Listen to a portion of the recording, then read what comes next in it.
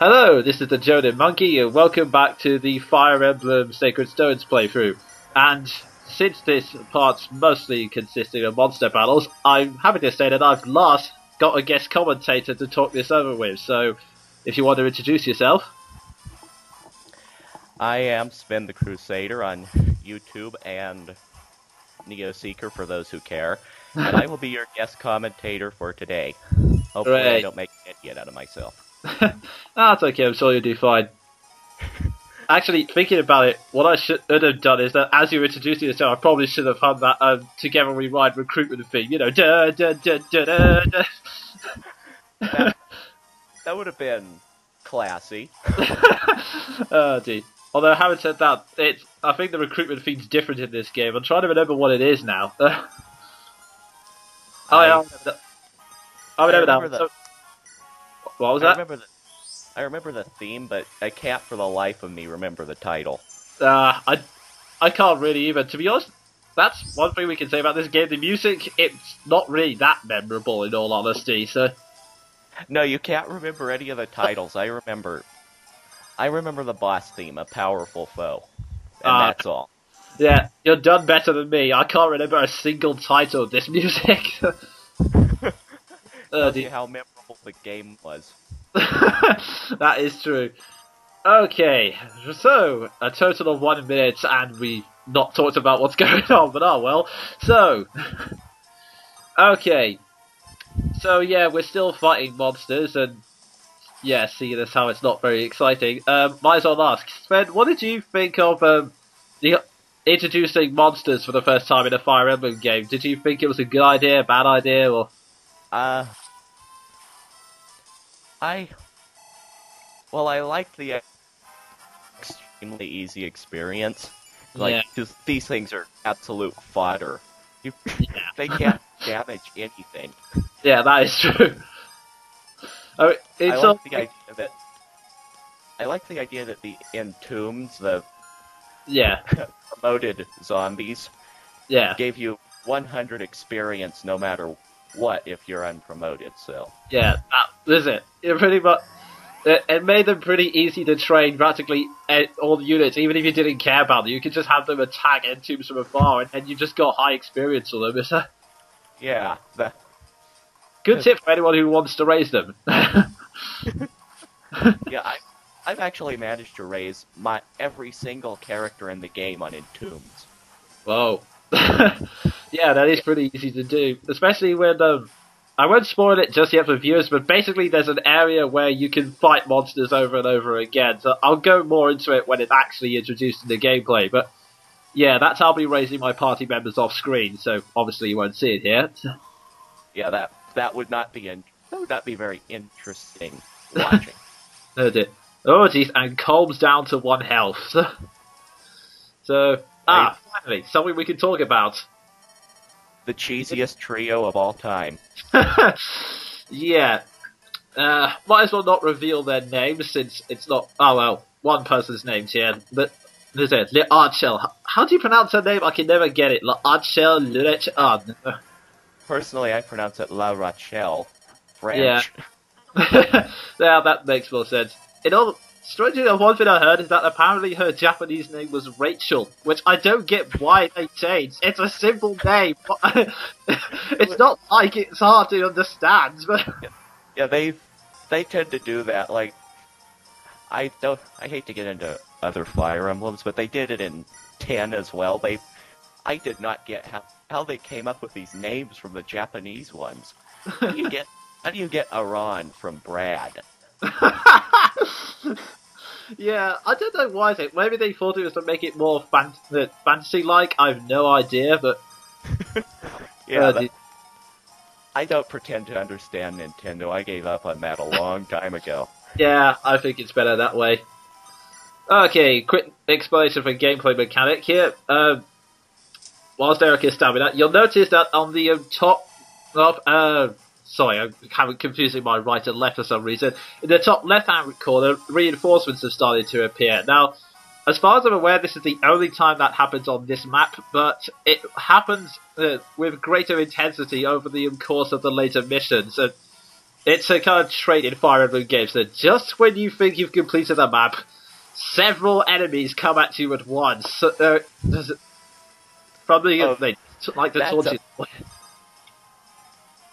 That's a complete pain in the ass later on in this game. I've actually come close to losing the most pathetically easy Fire Emblem game because of those damn reinforcements. Yeah. Although, having said that, it's kind of worse. I know they probably shouldn't get into other Fire Emblem games, but what the hell. For me, the worst game for that was Radiant Dawn, especially in the last act, when they keep teleporting in, and every single mission is defeat all the enemies. It's just... Oh yeah, that was awful. You're fighting the goddess, and things keep popping. Whoa. Oh. Okay, quickly moving on. Right. We're now we finally recruited the pretentious mage over here, which is Lute. Yeah, she's pretty good stat-wise, but honestly, her personality's really irritating. You have to feel sorry for poor Artur. Oh god, yeah, I think he's meant to be the one that's supposed to canonly be the one that marries her, so, oh god, yeah. That's almost as bad as Sarah from Fire Emblem 7. Oh, oh god, yeah, I cannot stand that person either. Oh jeez. Yeah, one thing I never got about these zombies attacks is that they, like, I think I said this in the last part, but they always move so slowly. It's just sort of like, how could you not dodge that? I mean... You see it coming. You can see it. What? There we go. Although then again, if you went into that, if you went into that much detail, you can always question a lot of the animations. Like, Garcia, we'll see it again because I left him to fight all the reinforcements on his own. With him, in theory, all he could do is just like swing his arm with his arm up into the air and do a headshot. I mean, he could just swing the axe down when he feels he has to jump up every single time. It's the most melee-oriented class in the game, and they're doing acrobatics on screen. Yeah, that is true. Although there is like a certain charm in the fact that the whole sprite movement is incredibly unrealistic. I think that's why so many people were disappointed in like the 3D Fire Emblem games when they were grounded a little bit more in realism, because the actions tended to be a little less over the top. Yeah, and in the DS Fire Emblem 2, everything seems to be a little more normal. Yeah, that's true. If you ignore the fact that, as per usual, there are people on flying horses and dragons. Yeah, if you ignore that, it is perfectly normal. Oh dear. Wow, we've run out of things to say already.